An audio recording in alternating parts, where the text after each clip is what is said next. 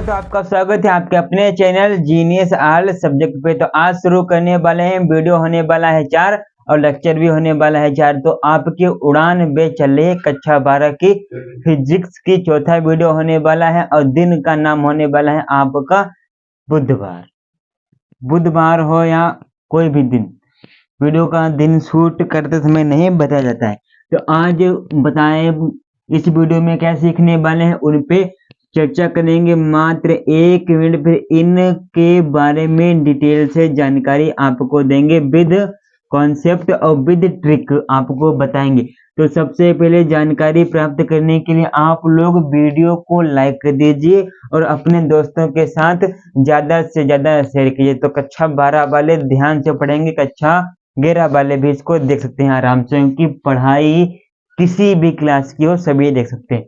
तो यहाँ पे आपका चालक क्या है, अचालक क्या है, अर्धचालक क्या होता है, कूलाम का नियम आता है बोर्ड परीक्षा में, कितने नंबर का आता है, 3 से 4 नंबर का आता है। और 3 नंबर कब मिलेंगे, जब आप उसका मात्रक लिखेंगे, उसकी बीमा लिखेंगे, ठीक, तब आपको फुल नंबर मिल जाएंगे। जो कुछ भी आपका होगा कॉन्सेप्ट आपका छूटेगा नहीं, ये हमारे गारंटी है। और आपके नंबर भी एक भी नहीं कटेंगे। रटना नहीं है, समझना है। Physics is very good and interesting, बहुत बढ़िया सब्जेक्ट है, मजा आ जाएगा। इंटरेस्टिंग सब्जेक्ट है आपका फिजिक्स, गुड भी है और इन बहुत कुछ कहा नहीं जा सकता।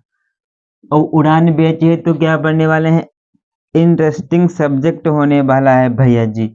तो सबसे पहले चालक क्या होता है, तो हमेशा की तरह पहले आप हमसे सुनिए, तब आप यहाँ पे जो लिखेगा उससे समझना। ये तो कॉमन सी बात है, हमको जो जानते वो हमारे रूल को जानते हैं। रट के नहीं आते ना रटाते, लिखते हैं इस खोपड़ी से सामने वाली खोपड़ी अपने आप ज्वाइंट हो जाती है। तो क्या बताएंगे चालक की परिभाषा, ऐसे पदार्थ जिनके आवेश, ऐसे पदार्थ जिनके आवेश एक स्थान से, पदार्थ को आप वस्तु भी कह सकते हैं, पदार्थ को आप धारा भी कह सकते हैं। ठीक, यहाँ पे पदार्थ, पहले हमारी बात सुनिए, पदार्थ को हमने क्या बताया, पदार्थ को भैया जी हमने धारा बता दिया या कोई वस्तु बता दी। वस्तु कैसे, सामने यहाँ कोई वस्तु नहीं है हमारे पास, सब कुछ प्लास्टिक की वस्तु है, लोहे की वस्तु कुछ नहीं, और लाइट जल रही ये सब कुछ वस्तु है, और ऊपर सरिया लगी वो भी आपकी वस्तु हो गए। तो ऐसे पदार्थ जिनके जिनके आवेश एक स्थान से दूसरे स्थान तक जा सकते हैं, मतलब कि एक स्थान से दूसरे स्थान तक जा सकते हैं, उन्हें क्या कहते हैं, चालक। यहाँ आप दूसरी परिभाषा भी लिखते हैं, अर्थात ऐसे पदार्थ जिनमें विद्युत धारा सरलता से प्रवाहित हो जाती है। विद्युत धारा जो आप अपने कमरे में चुटपुट लाइट जलाते हैं, वही आपकी विद्युत धारा होती है। ये बल्ब कैसे जलता है, इसमें रोशनी सफेद कैसे आती, लाल कैसे आती, हरी नीली पीली लाल कैसे ये रोशनी करते हैं, विद्युत धारा के ही माध्यम से ये आपको कमरा आपका हरा नीला पीला दिखाई देगा। जिस प्रकार का लगाएंगे बल्ब उस प्रकार का आपका देगा दिखाए। तो अब आपकी हम परिभाषा को भैया जी लिख देते हैं। तो लिखेंगे चालक।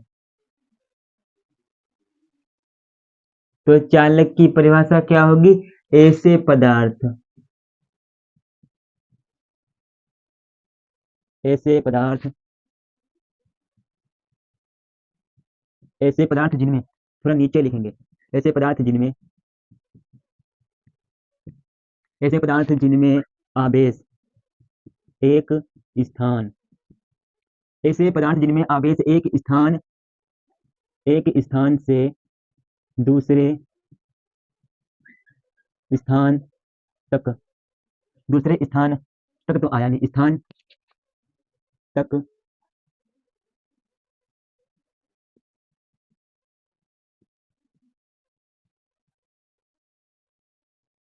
ऐसे पदार्थ जिनमें आवेश एक स्थान से दूसरे स्थान तक चला जाता है, अर्थात भी लिख देंगे क्या कि पदार्थ ऐसे पदार्थ जिनमें, जिनमें क्या होता है, जिनमें धारा सरलता सरल, जिनमें धारा सरलता से क्या हो, सरलता से प्रवाह की जा सके।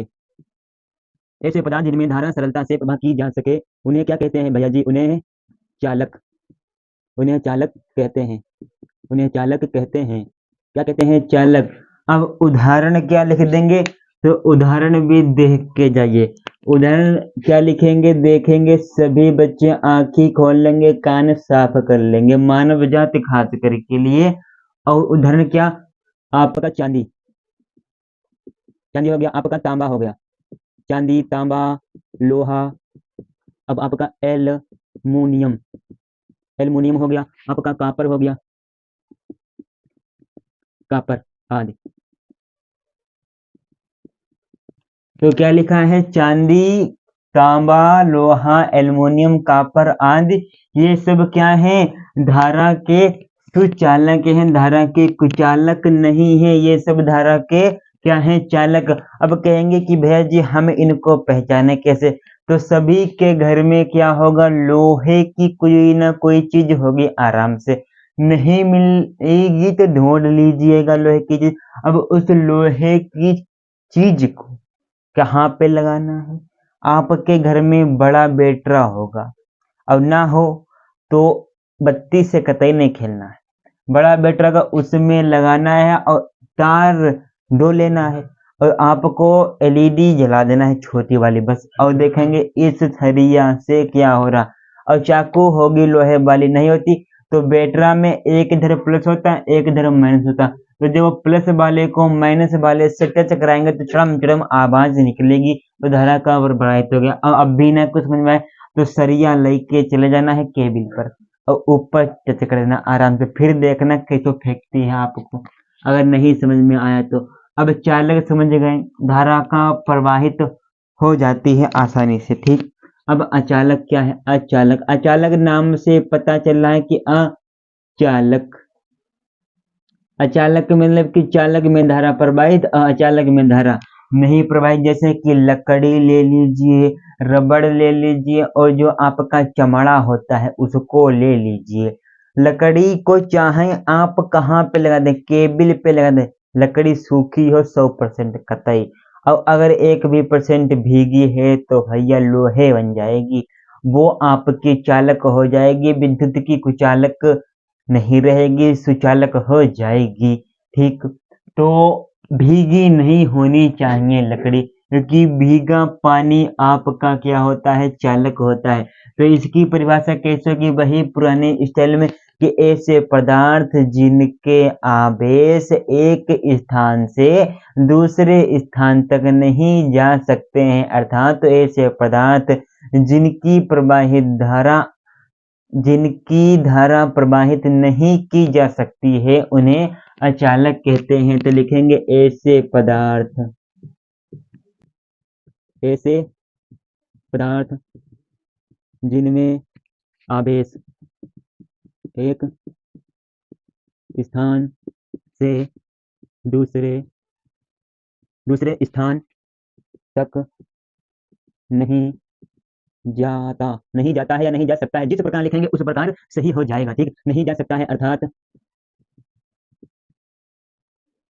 अर्थात ऐसे, अर्थात ऐसे पदार्थ जिनमें धारा प्रवाह, प्रवाह लिखेंगे या आप प्रवाहित नहीं की जा सकती है, जिस प्रकार लिखेंगे उस प्रकार सही हो जाएगा। धारा प्रवाह नहीं की जा सकती, धारा प्रवाह नहीं की जा सकती है, ओके। उन्हें क्या कहते हैं भैया जी? उन्हें, उन्हें क्या कहते हैं? उन्हें क्या कहते हैं? अचालक, अचालक, उन्हें अचालक कहते हैं। अब उदाहरण भी देख लीजिए, उदाहरण आपके क्या हो जाएंगे? उदाहरण, उदाहरण आपके लिए जैसे लकड़ी, सूखी लकड़ी, गीली लकड़ी की बात नहीं है, ठीक। लकड़ी हो गया, रबड़ हो गया आपका, ठीक। और आपका क्या हो गया? जैसे कि चमड़ा, चमड़ा आदि, चमड़ा हो गया आपका, प्लास्टिक भी हो गया, ठीक। प्लास्टिक में भी आपका विद्युत प्रवाहित नहीं हो सकता, ठीक। आपने अभी ये सीख लिया। अब बात किस किस पे करेंगे भैया जी? अर्धचालक क्या होता है? तो अर्धचालक भी हो जाएगा, अर्धचालक। तो पुराना वही रूल कि पहले हमसे सुनिए तब आप लिखा हुआ समझिए। तो अर्धचालक क्या होता है कि ऐसे पदार्थ जिनकी चालकता चालक से कम तथा अचालक से ज्यादा होती है उन्हें क्या कहते हैं, अर्धचालक। एक बार फिर गांव के कॉन्सेप्ट से समझिए कि जिनकी चालकता क्या है, चलने की स्पीड चालकता, दौड़ने की स्पीड चालकता, और किससे कम हो, चालक से डाउन हो, और आपकी अचालक से ज्यादा हो। चालक से कम अचालक से ज्यादा उन्हें क्या कहते हैं, अर्धचालक। तो लिखेंगे ऐसे पदार्थ जिनमें जिनकी जिनकी जिनमें नहीं, ऐसे पदार्थ जिनकी चालकता, ऐसे पदार्थ जिनकी चालकता चालक से क्या हो, चालक से कम हो। ठीक, चालक से कम, चालक से कम तथा अचालक अचालक से क्या हो, अचालक से ज्यादा हो, उन्हें क्या कहते हैं भाई साहब, उन्हें अर्धचालक कहते हैं भाई साहब। अचालक, उन्हें अचालक कहते हैं। जैसे आपका जर्मेनियम हो गया, क्या हो गया, उदाहरण की तरफ देखेंगे, क्या उदाहरण क्या हो गया, जर्मेनियम। आपका उदाहरण क्या हो गया, जर्मेनियम। जर्मेनियम हो गया फिर आपका सिलिकॉन। ये सब आपको आवर्त सारणी में देखने को मिलते हैं कि नहीं मिलते हैं। सिलिकॉन आपका 14 पे होता है। सिलिकॉन का परमाणु क्रमांक कितना होता है, 14, और परमाणु भार 28 होता है। ये सब कुछ पढ़ाएंगे जो केमिस्ट्री अगले हफ्ते से आपकी स्टार्ट होगी कक्षा 12 की। ठीक, जर्मेनियम सिलिकॉन ये क्या है, ये आपके अर्धचालक हैं, और भी अर्धचालक हैं, आगे आपको चर्चा मिलेगी इन्हीं पे। अब आपके क्या क्या हमने कंप्लीट कर लिए हैं, चालक को बता दिया, अचालक को बता दिया, अर्धचालक को बता दिया कि नहीं बता दिया। अब बात करेंगे 3 नंबर के प्रश्न पे कि कूलाम का नियम क्या है। डर बना बैठा है, आज इसी डर को चुटकी से फूक मार देंगे। तो अब बात करने वाले हैं जो आपका कूलाम का नियम है, 3 नंबर का, बोर्ड परीक्षा में आ सकता है, इसको भी खत्म करेंगे। तो जो आपका कूलाम का नियम क्या है, तो सबसे पहले कूलाम का नियम पता होने के लिए, कूलाम का नियम पता होने के लिए कुछ टॉपिक आपको मन में पता हो, चित्र आपको बनाना आना चाहिए, आपको नंबर मिल जाएंगे। तो चित्र बनाने के लिए यहाँ पे देखिए, यहाँ पर आपका बोर्ड चमक रहा है, अच्छी बात, ये आपका बोर्ड चमक रहा है, ये एक पॉइंट हमने रखा, ठीक, और एक पॉइंट इसी के सामने हमने यहाँ पे रख दिया, एक ये पॉइंट रख दिया, एक पॉइंट ये है, एक पॉइंट ये है, और पॉइंट को क्या बोलते हैं, बिंदु।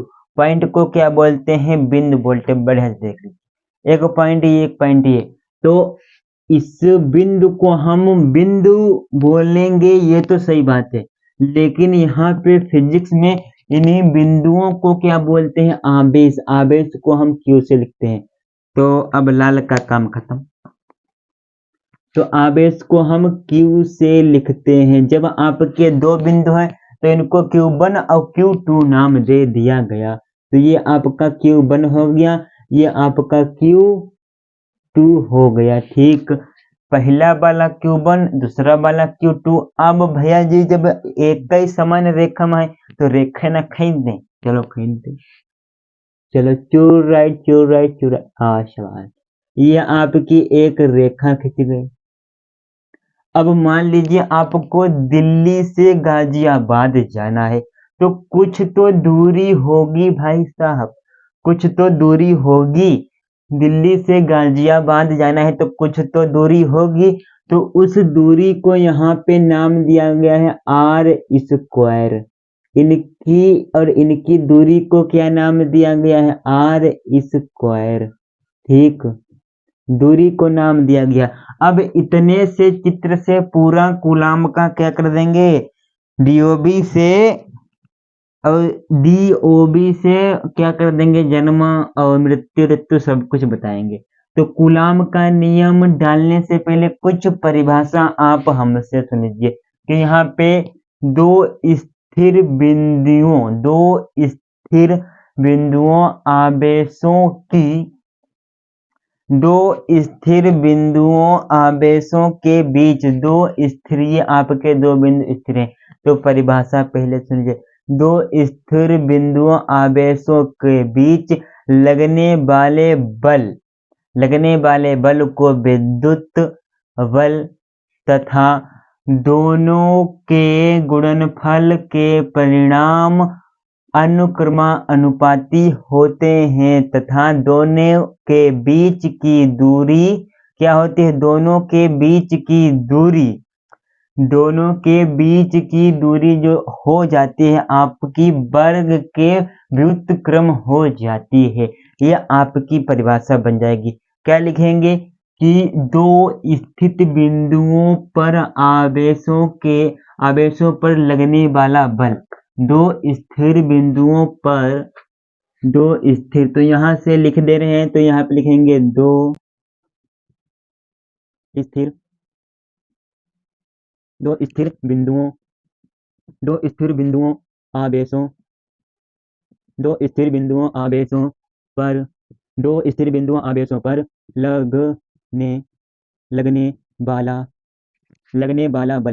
लगने वाला बल विद्युत बल दोनों आवेशों लगने वाला बल दोनों आवेशों के परिणाम के गुणनफल के अनुक्रमानुपाती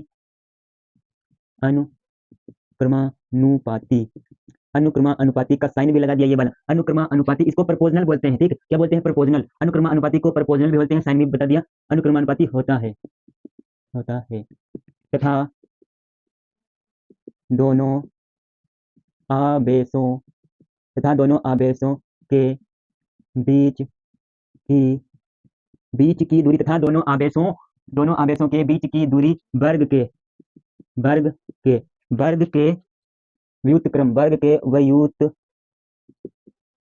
व्युत्क्रम के बराबर होती है। आपको मात्र हिंदी इतनी ही लिखनी है, फिर आपको इस नियम का सत्यापन करना है। बस तो लिखा है दो स्थिर बिंदुओं आवेशों पर लगने वाला बल विद्युत बल, लगने वाला विद्युत बल लिखेंगे, लगने वाला विद्युत बल। इसलिए आपका विद्युत बल क्या है, तो यहाँ पे समझ लीजिए कि जो आपका विद्युत बल क्या है। चलिए यहाँ पे छोड़ दीजिए विद्युत बल, यहाँ पे समझिए विद्युत बल जो आपका प्लस और प्लस, ये हमने आपकी पहली वीडियो में बताया है, और प्लस और माइनस, यहाँ पे आपका प्रतिकर्षण बल लगता है, यहाँ पे आपका आकर्षण बल लगता है। इन दोनों के प्लस को क्या बोलते हैं? विद्युत बल। ठीक, समझ में आ गई पूरी बात? मतलब कि यह आपकी समान प्रकृति का होता है। ठीक, समान प्रकृति का होता है, ये आपकी विपरीत प्रकृति का होता है। तो आप प्रतिकर्षण बल तथा आकर्षण बल इस विद्युत बल की जगह पे लिख सकते थे आराम से। यहाँ पे कोई भी कंफ्यूजन की बात नहीं है। प्लस को कैसे याद रखेंगे? अब जब लड़के की दोस्ती लड़के से होती है तो बहुत भैया बिंदा बिंदौर, बात पे लड़ाई। और जब यहाँ पे क्या हो जाए, अब समझ गए, अब ये समझाने की बात नहीं, घर का माहौल है, बिगड़ जाएगा। ठीक, व्युत्क्रम। अब भैया जी सत्यापन कैसे करेंगे? ये इस फिगर से बता देंगे, टेंशन नहीं। एक बार IIT एक बार फोड़ देंगे जनाब। ये समझने की बात थी, हटा दिया, 5 हट जाओ टू राइट। अब सत्यापन कैसे करेंगे? तो यहाँ पे आपने अभी क्या सीखा? इस अनुक्रमानुपाती का साइन। तो सत्यापन कैसे करेंगे? तो सत्यापन करेंगे, पहले आप F बराबर कर लेंगे। F व्युत्क्रमानुपाती किसके है? Q1 Q2 के। तो Q1 हो गया और Q2। और अनुक्रमानुपाती का मतलब क्या होता है? मान लीजिए इधर कोई चीज रखिए, जब आप इसको उठाएंगे तो ये भी उठेगी, इसी का मतलब है प्रोपोर्शनल का साइन ये है। कुछ मास्टर अंग्रेज होते हैं, हिंदी मीडियम में पढ़ाने आते हैं, अंग्रेजी बोल के चलाते हैं, आज नहीं बोल पाएंगे। इसको प्रोपोर्शनल कहते हैं। ठीक, F बराबर F proportional Q1 dot Q2 होता है। अब दूसरा क्या बोल रहा है? वर्ग के व्युत्क्रम के बराबर होता है। तो जो आपका वर्ग हमने कहाँ किया, ये आपका वर्ग हमने आपका किया नहीं अभी आर स्क्वायर, तो यहाँ पे आपका एफ प्रपोजनल व्युत्क्रम का मतलब होता है नीचे 1/r स्क्वायर। ठीक, ये आपकी समीकरण नंबर 1 बन गई, ये आपकी समीकरण नंबर 2 बन गई। इनको आप जोड़ लीजिए, या ये कुछ नहीं करते हैं, समीकरण लिखना पसंद नहीं करते हैं, तो हमारा रूल अपना लीजिए। तो लिखेंगे या बराबर कर देंगे, इसकी गुणा करा देंगे, तो एफ आपका एफ प्रपोजनल हो जाएगा Q1 Q2 इसके बटे में R स्क्वायर। ये आपका अभी इतना ही बन पाया है। ठीक, इतना याद कर लेंगे आराम से। एफ प्रपोजनल Q1 Q2 बटे में आपका R2 हो गया। अब नीचे की प्रक्रिया क्या है कि इस प्रपोजनल को हटाएंगे, बराबर साइन लगाएंगे, और यहाँ पे ध्यान रखेंगे बात, जब आप इस प्रपोजनल को हटाएंगे तब आप जब बराबर लगाएंगे तो आपको के भी लगाना पड़ेगा। नहीं समझ में आया भैया जी, तो भैया जी बताएंगे। तो एफ बराबर प्रपोजनल को हटाया, बराबर लगाया, आपको अभी के लगाना पड़ेगा। कहाँ पे लगाएंगे, अब आप तुरंत के लगा देंगे। के लगा दिया, आपका Q1 Q2 और इसके बटे में आपका R स्क्वायर हो गया। अब ये आपका के है क्या, तो यहाँ पे लिखेंगे जहां के क्या है आपका अनुक्रमानुपाती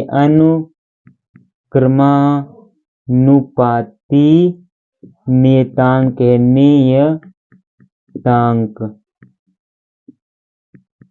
नियतांक है, जहां के अनुक्रमानुपाती नियतांक है। अब इसको हम आगे इधर सोल्व करेंगे सवाल को, सवाल थोड़ी ना है, नियम है। ठीक, अब के यहाँ पे अनुक्रमानुपाती है। ठीक, अब आपको के की जगह आपको मान रखना पड़ेगा, तब आपका कूलाम सिद्ध होगा। तो के का क्या मान होता है भैया जी, तो के का मान आप इधर सीख के चलिए। ठीक, चलिए अब इसको इधर खिसका लेते हैं आराम से। ठीक, के का मान आपका होता है 1/4 पाई, इसको क्या बोलते हैं, एप्सिलॉन। एप्सिलॉन ये आपका एप्सिलॉन बोलते हैं। ई और 0 है तो इसको एप्सिलॉन बोलते हैं। ठीक, एप्सिलॉन इसको खाली। ठीक, तो के की जगह हम इसको रख देंगे, तो आपका हो जाएगा एफ बराबर क्या हो गया 1/4 पाई एप्सिलॉन, और आपका गुणे में Q1 Q2 बटे में R स्क्वायर। ये आपका यहाँ पे कूलाम का नियम सिद्ध हो गया है। ठीक, कूलाम का नियम आपका लिख गया है। अब इसका मात्रक क्या होता है, तो यहाँ पे आपका लिख देंगे मात्रक। मात्रक क्या होगा इसका, मात्रक भैया जिसका होता है न्यूटन मीटर स्क्वायर प्रति कूलाम स्क्वायर। ठीक, ये आपका मात्रक हो गया। ये पूरी बात आपको समझ में आ गई। अब इसकी और चीज लिखेंगे, ये इसका मात्रक होता है, इसका मात्रक अभी लिखे हैं। ठीक, अब इसका राशि नहीं, सदिश सदिश सदिश सदिश रूप में, सदिश रूप में।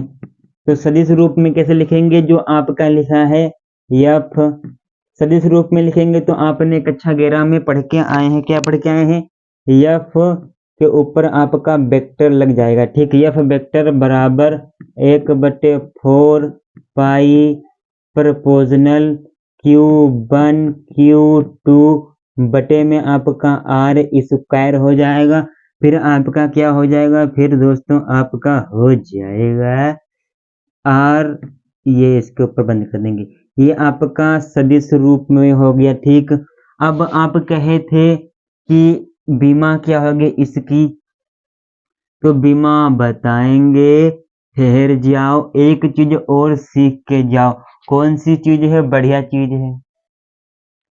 तो ये जो आपका कूलाम आया है एफ बराबर 1 अब बटे में 4 पाई प्रोपोर्शनल Q1 Q2 बटे में R स्क्वायर। ये आपका कब होगा? जब दोनों आवेशों के बीच के मध्य में आपका या तो निर्वात हो या तो आपका वायु हो, तभी ये आपका होगा ऊपर वाला। निर्वात हो या आपकी वायु है तभी ये आपका होगा। तो सदिश और मात्रक सीख लिए हैं। अब आपको बताते हैं जो आपका क्या है, ये क्या है एप्साइलन। एप्साइलन की विद्युतशीलता का मान क्या होगा? तो अभी ये सब कुछ रेज करना पड़ेगा, आप इसका स्क्रीनशॉट ले सकते हैं। अब बात करेंगे निर्वात में विद्युतशीलता का मान। तो आपको एक चीज हम बता दें कि जो आपका 1/4 पाई एप्साइलन बराबर होता है, इसका मान क्या होता है? एक मान होता है कि 9 × 10⁻9, ये आपका मान होता है। तो अब आपको यही सिद्ध करना है और कुछ भी करने की जरूरत नहीं। तो एप्साइलन बराबर कर देंगे 1/4 × 3.1। 4 कहाँ से आया? पाई के मान रखा है, एप्सिलॉन को हटा देंगे क्योंकि आपका यहाँ पे हो गया। अब इसको नीचे ले आएंगे तो 9 × 10⁻, ये आपका 9 बन गया। अब जब आप इसको पूरे को हल करेंगे तो 8.85 × 10⁻12 बन जाएगा। अब इसका आपका मात्रक क्या बनेगा? मात्रक देख लीजिए यहाँ पे, कूलाम स्क्वायर बटे में आपका न्यूटन मीटर स्क्वायर, ये आपका बन जाएगा। अब आपकी इसकी बीमा क्या बनेगी? बीमा को भी देख के जाइए अंत में। तो बीमा हो जाएगी आपकी, यहाँ पे क्या है आपका कूलाम, ये आपकी एम्पियर धारा होगी। तो धारा का बीमा क्या होता है? ए होता है, तो ए स्क्वायर हो जाएगा। ए स्क्वायर हो जाएगा बटे में आपका n है तो m l t-2 हो जाएगा। ठीक, फिर आपका बटे में m है, m आपका काहे में होता है? l में, तो l की भी बीमा आपकी 2 हो जाएगी। ठीक हो गई। अब जब आप इसको ऊपर भेजेंगे तो सिस्टम बदल जाएगा। तो क्या हो जाएगा? m a l t, यहाँ पे माइनस का 1 हो जाएगा, यहाँ आपका 2 हो जाएगा, यहाँ पे 3 हो जाएगा, यहाँ आपका 4 हो जाएगा। क्या हो जाएगा दोस्तों? 4 हो जाएगा। यम यहाँ पे आपका 4 हो जाएगा और देखने की जरूरत नहीं है किसी को, और किसी भी प्रकार की दिक्कत नहीं होगी, ये हमारा आपसे वादा रहा। इसकी ये बीमा होती, याद कर लीजिए, ये आपका मात्रक होता है, ये भी देख के जाइए। टेंशन नहीं लेना है, किसी भी बच्चे को आराम से देखना है।